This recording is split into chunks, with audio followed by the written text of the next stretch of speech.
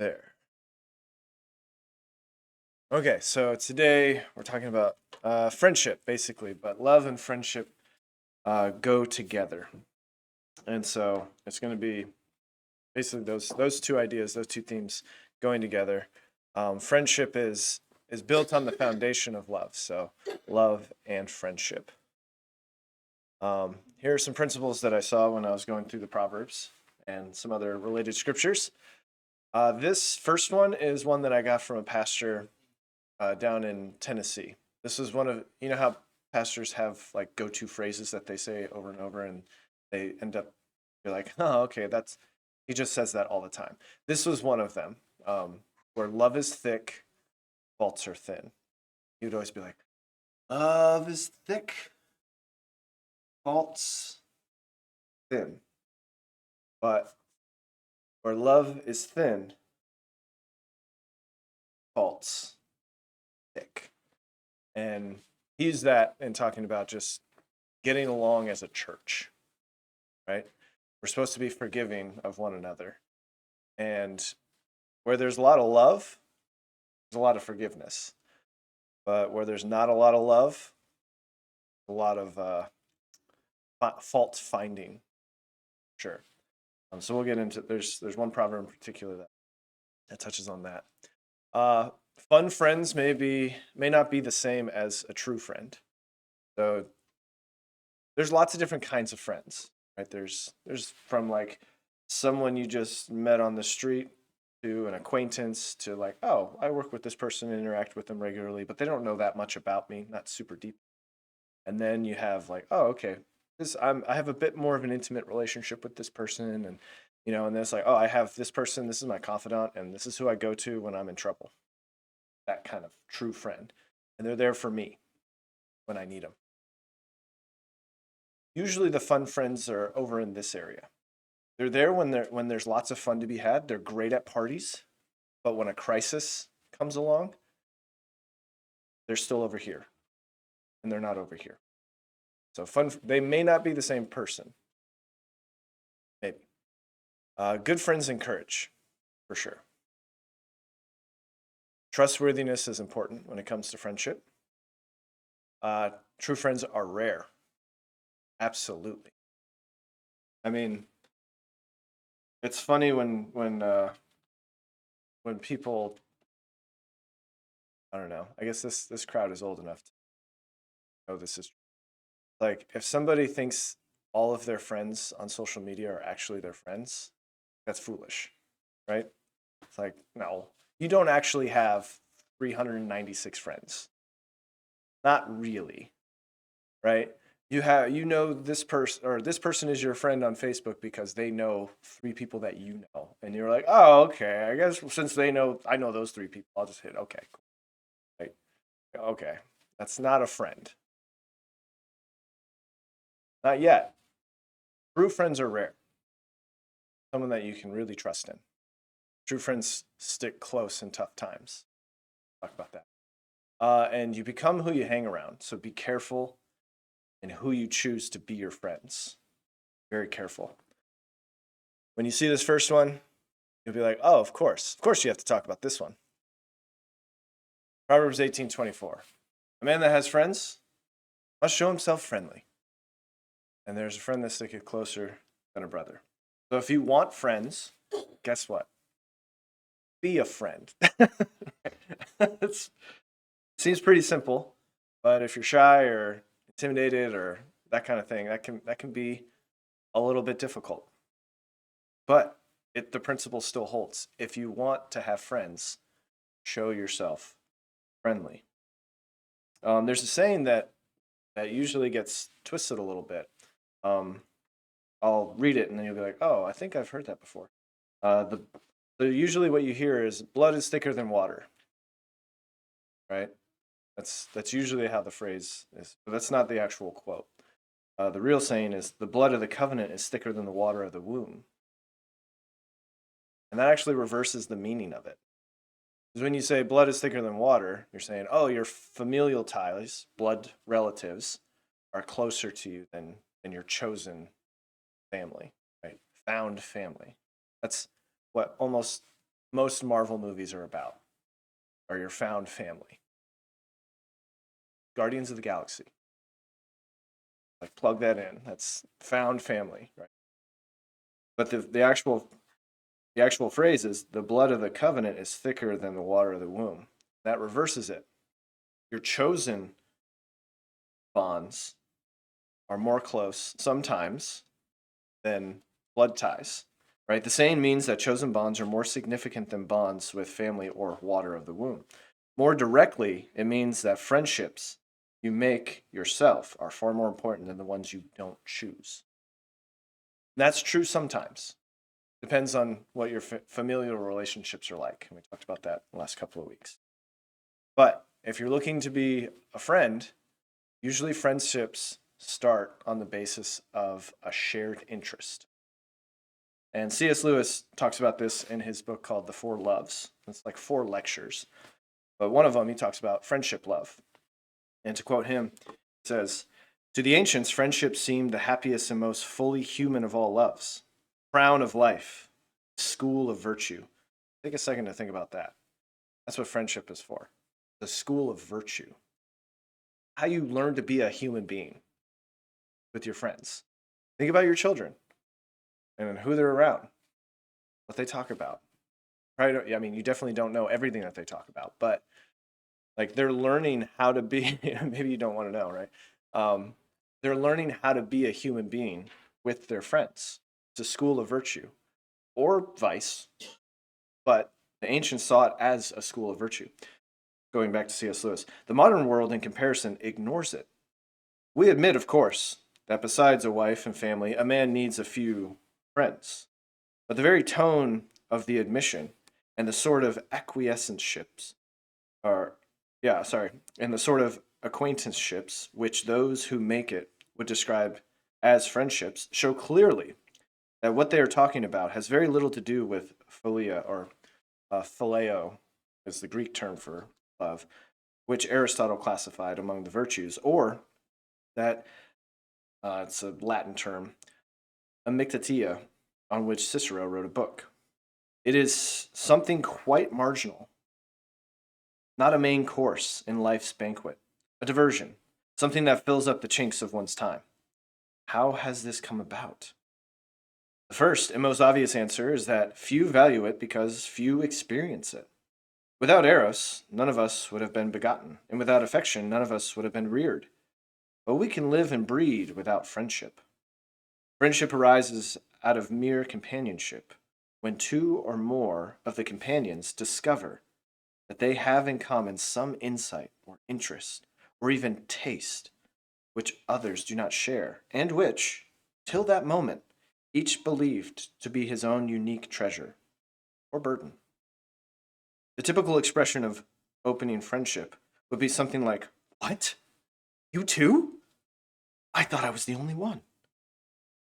It is when 2 such persons discover one another, when, whether with immense difficulties and semi-articulate fumblings, or with what would seem to us amazing and elliptical speed, they share their vision.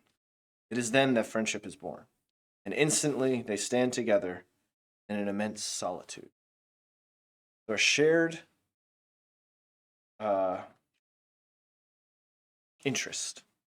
Like, oh, you see this truth too? We can get along. Even if sometimes, even if you disagree about the conclusion about that truth, you can still get along with somebody because you see something that's similar. Again, C.S. Lewis, lovers seek for privacy. Friends find this solitude about them, this barrier between them and the herd, whether they want it or not. They would be glad to reduce it.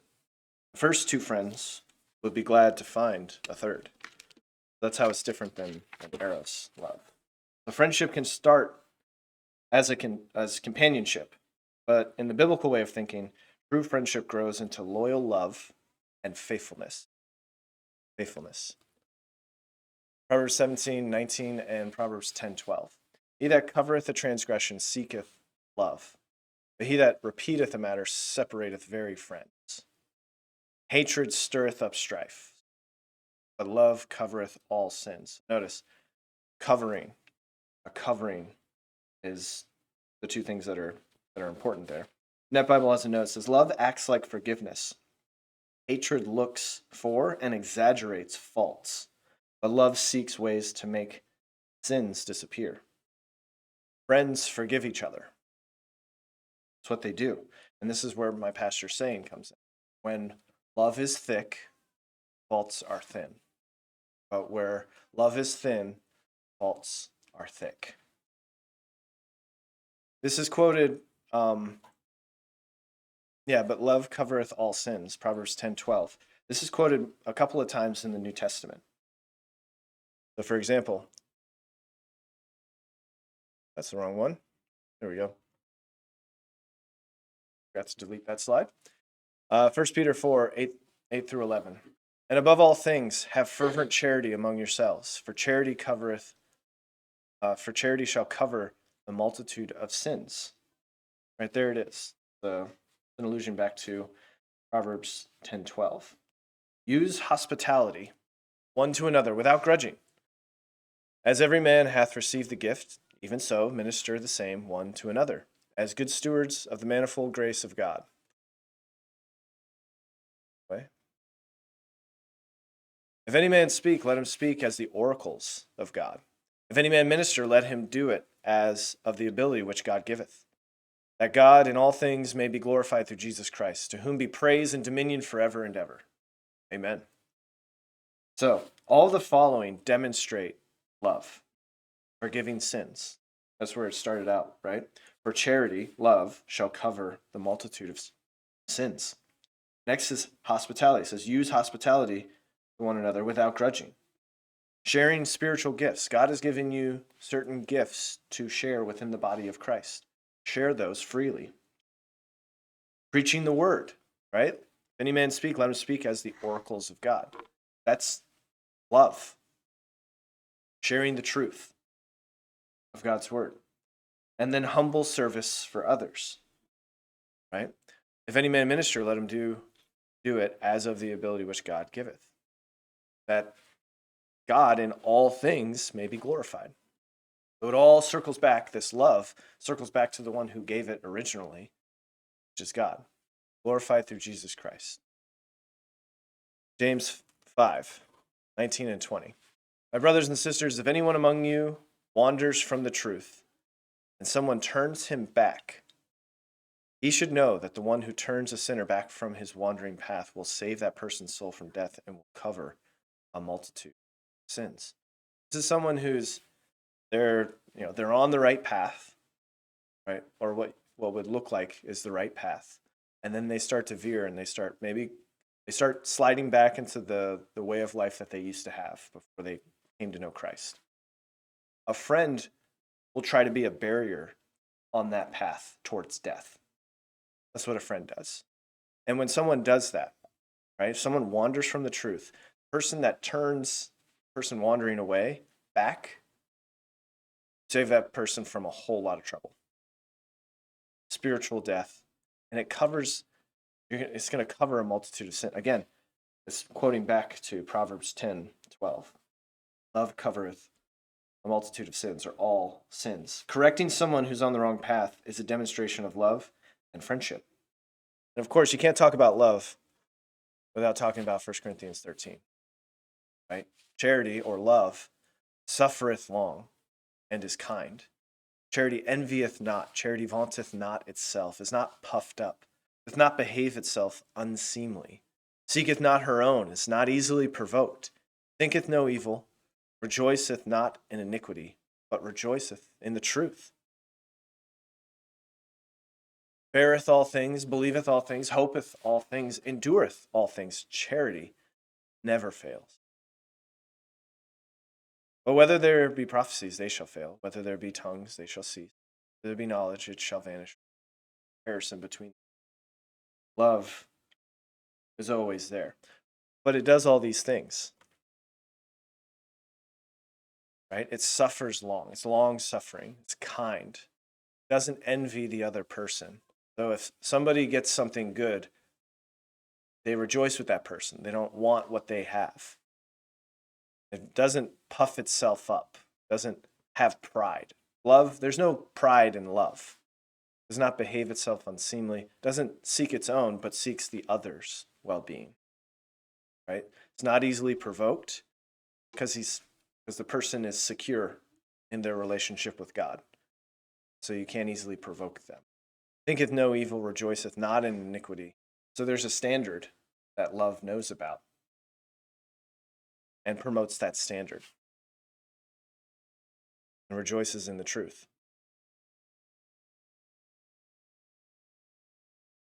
That's love. That's what friendship can look like.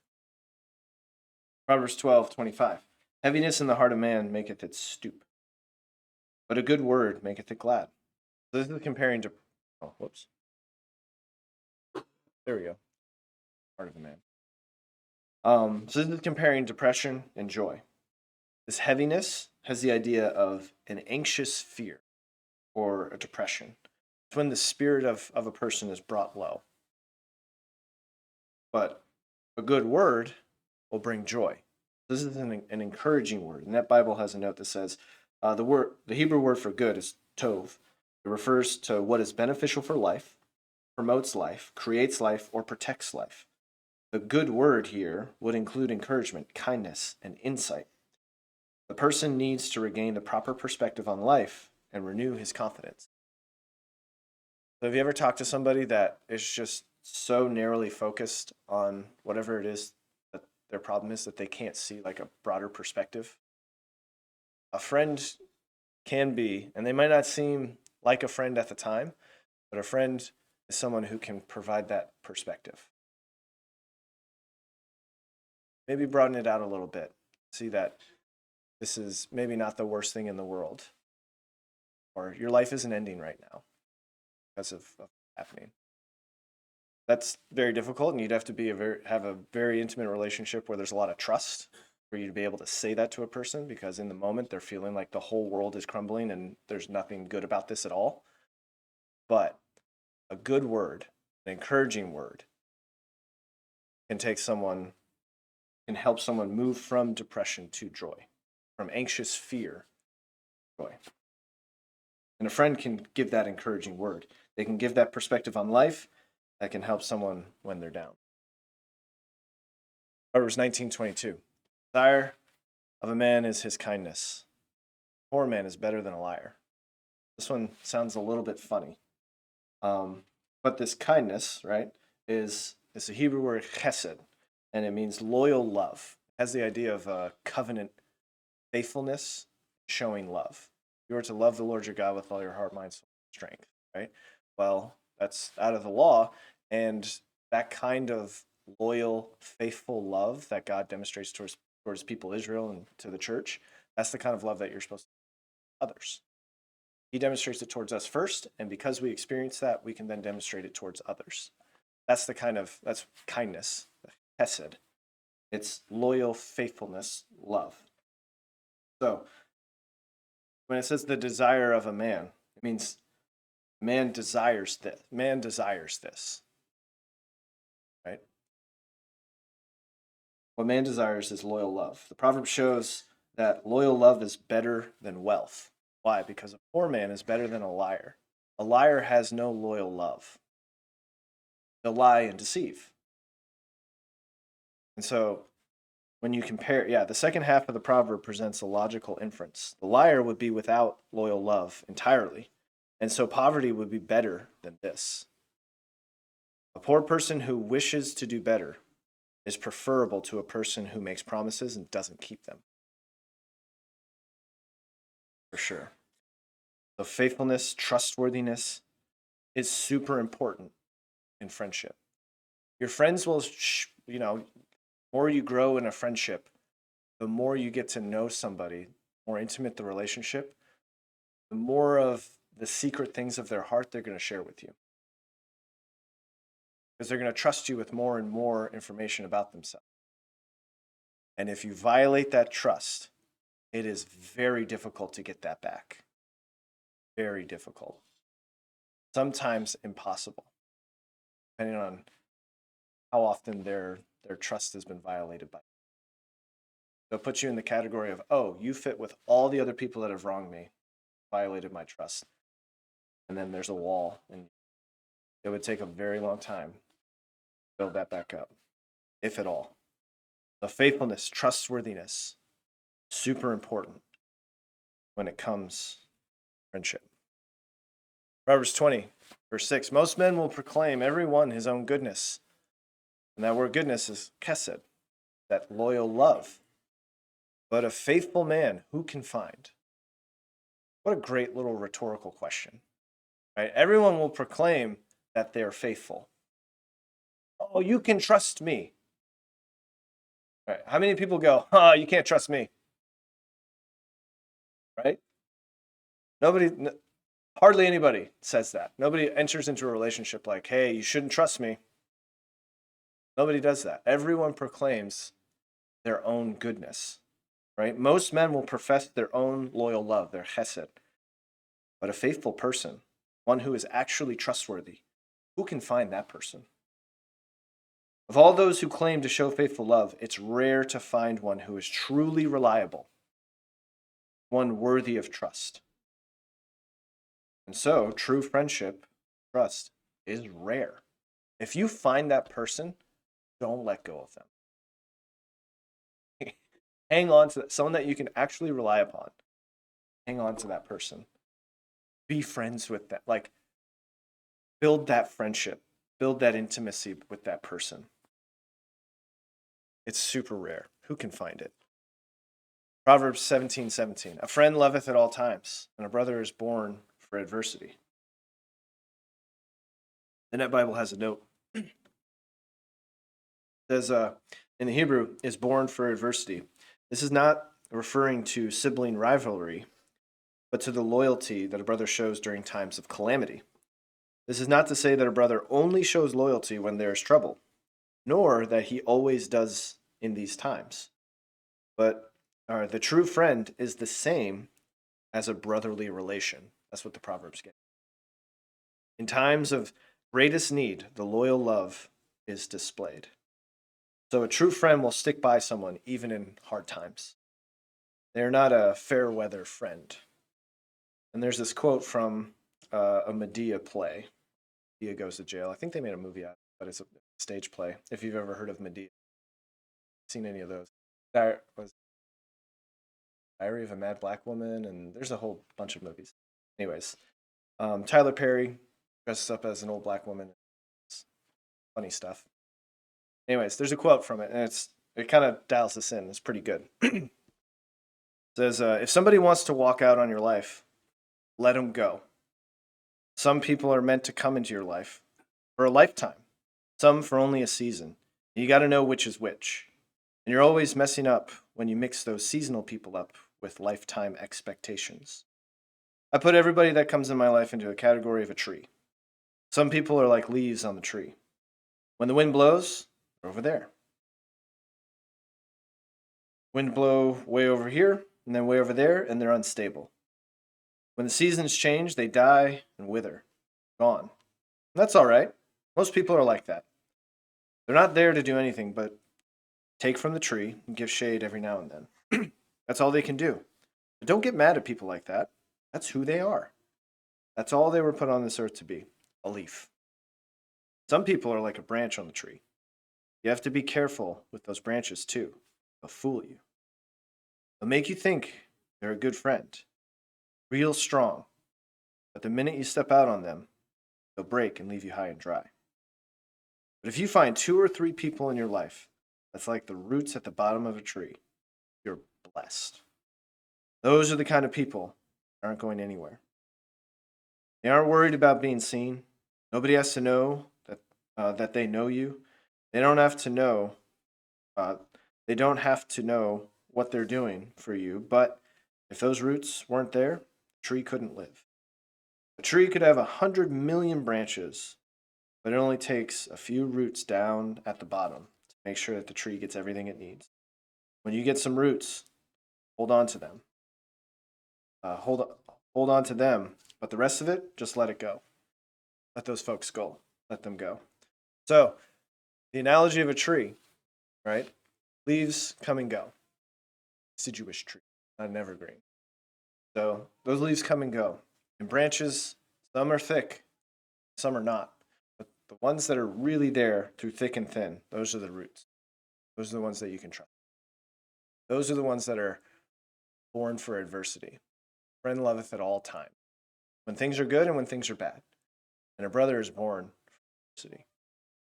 So a true friend can be there for you during those times of adversity as well. Friends, oh, well, I misspelled enemies. Enemies. Yeah, C-M-M-N-E. Don't hurt yourself. All right, kid. Oh, Finding Nemo. Anyways, let's go off on Finding Nemo, man. All right, how to treat friends and enemies, right? Proverbs 25, 21 through 22. If thine enemy be hungry, give him bread to eat. If he be thirsty, give him water to drink. For thou shalt heap coals of fire upon his head, and the Lord shall reward thee. So the Faith Life Study Bible has a note on this verse. It says, this proverb goes further, encouraging readers to show generosity to their enemies. Generosity shames the enemy and hopefully encourages repentance. Paul quotes this proverb in Romans when he encourages his readers to overcome evil with good in Romans 12. 17 through 21. Recompense to no man evil for evil. Provide things honest in the sight of all men. If it be possible, much as lieth with you, live peaceably with all men. Dearly beloved, avenge not yourselves. Rather, give place unto wrath. Don't take matters into your own hands. Why? For it is written, vengeance is mine, I will repay, saith the Lord. So leave that to God. That's what he'll take care of that. Don't take revenge for yourself. God will deal out justice in due course. Therefore, if thine enemy hunger, feed him. If he thirst, give him drink. For in doing so thou shalt heap coals of fire on his head. Be not overcome of evil, but overcome evil with good. And Mounts, in his Romans commentary and New American commentary, he has this to say: Christians are not called upon to help God carry out divine retribution. God has promised to pay back trouble to those who trouble you, 2 Thessalonians 1:6. He has no need of our help or advice. Genuine trust will leave everything in his hands. Rather than take revenge, we are to feed our enemies if they are hungry and give them something to drink if they are thirsty.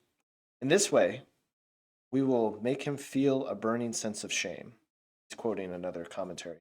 The guy's name is Moffat. Verse 21 summarizes much of what has been said. Instead of allowing evil to get the upper hand and bring defeat, win the victory against that which is wrong by doing what is right. Bruce comments, quote, the best way to get rid of an enemy is to turn him into a friend. Our most powerful weapon against evil is the good. To respond to evil with evil is not to overcome it, but to add to it. Believers are called upon to live victoriously in a hostile world by continuing to live as Jesus lived. Right will inevitably prevail against wrong. God is on his throne, and though all is not right in this world, he is the one who will avenge the wicked and reward the righteous.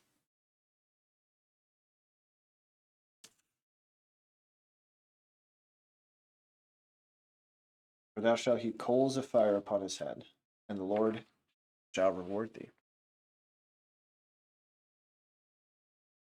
So, you change your enemies into friends by doing good to them. And it's easy to say that. Easy to be like, yeah, do good to those that hate you and persecute you and make your life miserable. Take care of those people. Love them. See, I can stand up here and say that. It's a lot harder to actually do, especially when it's someone that's close to you. Maybe it's a family member that's supposed to love you, but they don't love you in a good way. You're still supposed to love them and hope for their repentance. Hope that they'll turn away from their repent towards God and be saved. It's simple, but it's not easy. It's simple to say. It's like, yeah, that's what we should do. But it's not easy to do. That's where we need to come here, be reminded of that truth, and then be energized to actually carry it out. And then we can come here and be like, it's really difficult to love this person. And we can go, yeah, I have a person that's really difficult to love, and this is how I try to do it. And we can encourage one another, try and do the things that we do and be there for one another. What church is supposed to be like. Proverbs 24:17-18. Rejoice not when thine enemy falleth, and let not thine heart be glad when he stumbleth.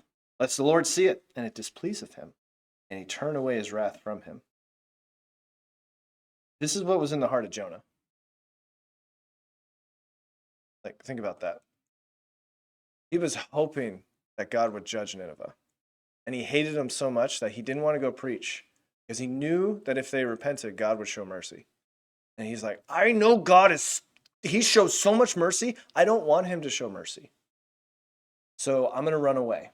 I'm not going to preach to those people because they're evil and wicked, terrible, awful, like some of the worst people in human history. The kind of stuff that they did to the people that they just ran roughshod over and conquered. Like it's awful. They're just like skin people alive and hang them from the walls of the city. And as they're just like bleeding to death, they're screaming out in pain because their skin has been ripped off. It's hanging. Like, it's awful. Jonah's like, I'm not going to go preach to them because God will be merciful. And I don't like that about God. He wanted to rejoice when the enemy falleth, right? But God is the kind of God that will turn away from his wrath. He's very long-suffering. Very long-suffering. Faith Life Study Bible has this note. It says, this proverb warns against gloating at the fall of an enemy. Proverbs 20, verse 22 warns against revenge, encouraging the wise to wait for Yahweh. Here, readers are advised to not rejoice when their enemies fall, because God may end up having mercy on their enemy. Because that's who God is. He shows lots of mercy. And notice, gloating requires a heart of superiority. Gloating requires, I'm better than you. How do I know that? Because you fell. See, you fell down. I'm standing up. I'm better than you. Well, if that's what's in your heart, guess what? God hates that kind of pride. He might turn away his wrath from the person that you're gloating over and turn it on you. Why? Because he hates such pride. God's judgment is not to be taken lightly or personalized as a victory. If that were to happen, then the Lord might take pity on the enemies in their calamity, for he champions the downtrodden and the defeated. Like, that's what's in God's nature and his character. This is the opposite of how to make friends and influence people. Like if somebody stumbles and falls and then you make fun of them and gloat over them about how they fell on their face, when they did something really dumb, and now it's like, oh, that ruined your reputation. And then you like, you're an idiot, ha ha ha, and just laugh at them. How do you expect them to be your friend? How do you expect them to take you seriously when you try to share the gospel with them? Never going to happen. You're going to be written off as that hypocritical Christian because you are. And they're not going to listen to you. Yeah, but I could just have it in my heart and I won't say it. Okay. God can see into your heart too. It's not safe there either. Anywho. You become who you hang around. Choose your friends wisely. Choose your friends wisely. The righteous is more excellent than his neighbor, but the way of the wicked seduceth. This is just like, you can get pulled in either direction. What this is showing. The ways of both the righteous and the wicked influence those who associate with them. The righteous way is more excellent. But wickedness is seductive. It pulls you in that direction. It seems like, ooh, you can get something out of this. Be careful who you choose as your friends. Very careful, because you can go either way. either way. That's just a general principle. You can go either way, so choose wisely. Here's a good way to walk. He that walketh with wise men shall be wise, but a companion of fools shall be destroyed. Like, yeah, so choose wisely. Be careful who you choose as your friend.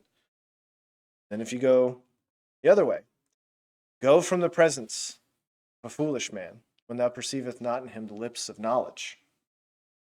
There's no wise counsel to be found with a foolish man, so therefore don't listen to him. And when you discover that, don't listen to their counsel. If their worldview isn't founded on the same things as your worldview, their advice is going to be skewed, right? If it's not a biblical worldview, if you're going to, you can get a little bit, because I don't want to say this. I don't want to say it's like all in one category, but like, let's take you're trying to get counsel for your marriage, and you talk to somebody who doesn't have a biblical worldview about marriage. What they can give you some good advice, some practical, hey, you should try this or try that. But at a certain point, their worldview, their assumptions about how the world works is going to come up. And they're going to give you advice that's going to steer you away from what the Bible teaches, because it's not founded on the Bible. That's really dangerous, super dangerous. When you perceive that, notice you got to be paying attention. And you also have to have your worldview pretty well set.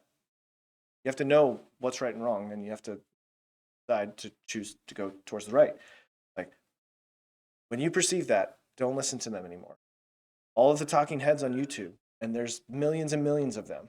You can just search for anything you want, and you can find someone to say something that you want to hear.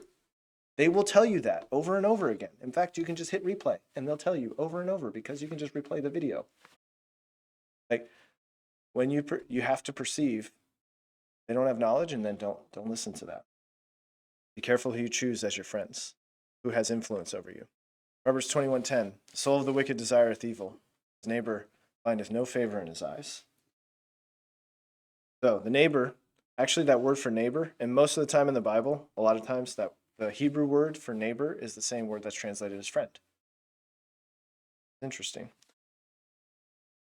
So the soul, right? This refers to the appetites. So the appetites, the cravings for evil are deep-seated. Right? The soul of the wicked, the appetites of the wicked, they desire evil. And therefore the neighbor will not be shown mercy. The person who lives to satisfy his own cravings for evil will not be interested in meeting the needs of others. That's the exact opposite of what Jesus taught. Jesus teaches to be other-centered, to care for the needs of others. This is not a friend. This is a self-absorbed jerk who uses people to satisfy their own desires. Be careful who you choose as your friends. You'll find no mercy with this person. Very quickly. Iron sharpeneth iron, so a man sharpeneth the countenance of his friend.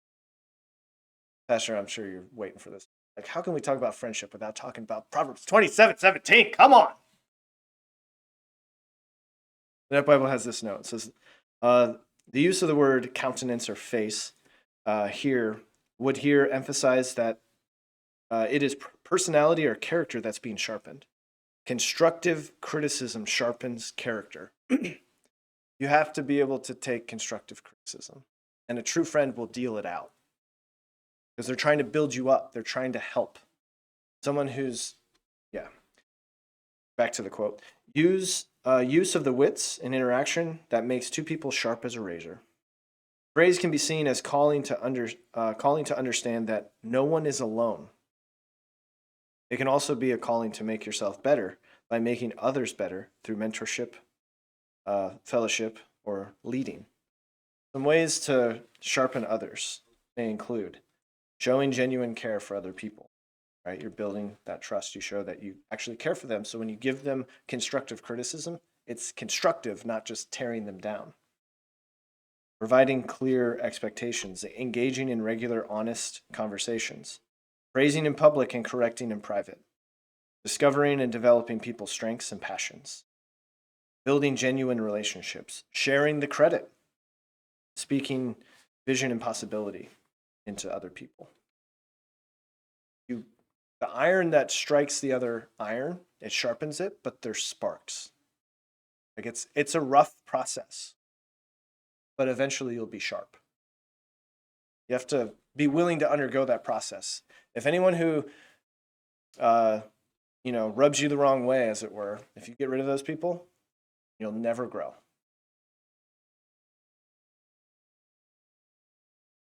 Ointment and perfume rejoice the heart. So doth the sweetness of a man's friend by hearty counsel. So a good friend is someone that you can go to for wise counsel. Bell is about to ring again. And lastly, Proverbs 25, 16, 17. Hast thou found honey? Eat so much as sufficient for thee, lest thou be filled therewith and vomit it. Withdraw thy foot from thy neighbor's house. Again, neighbor can also be translated friend. Lest he be weary of thee, so hate thee. Don't wear out your welcome. You have to pay attention to how the relationship's going, right? If you want to keep friends, don't wear out your welcome. This is the kind of person that they're trying to. There's something deficient in their own self, and so they're trying to milk that out of the person that, and so they're just like they latch onto that person and try and get those resources out of them because they find it lacking in themselves. Don't be that kind of person. Like honey is good until you eat so much that you puke. Funny story just popped up in my head, but we don't have time. So we'll hit the principles one more time, and then we'll go over verse alert. It's verse alert time. So where love is thick, faults are thin. That's such a good one. Where love is thin, faults are thick. The opposite is true. Fun friends may not be the same as true friends. Good friends encourage, right? They sharpen you as iron sharpeneth iron. Trustworthiness is important. Can you find a faithful friend? It's difficult to find. True friends are rare. True friends stick close even in tough times. And be careful who you choose as your friends, as you become who you hang around. Very careful. Very, very careful. All right, verse alert. It is that time. Today's the day. So, and the reference is Matthew 5, 3 through 6. Blessed are the poor in spirit, for theirs is the kingdom of heaven. Blessed are they that mourn, for they shall be comforted. Blessed are the meek, for they shall inherit the earth. Blessed are they which do hunger and thirst after righteousness, for they shall be filled. Matthew 5, 3 through 6. And actually, close out of this.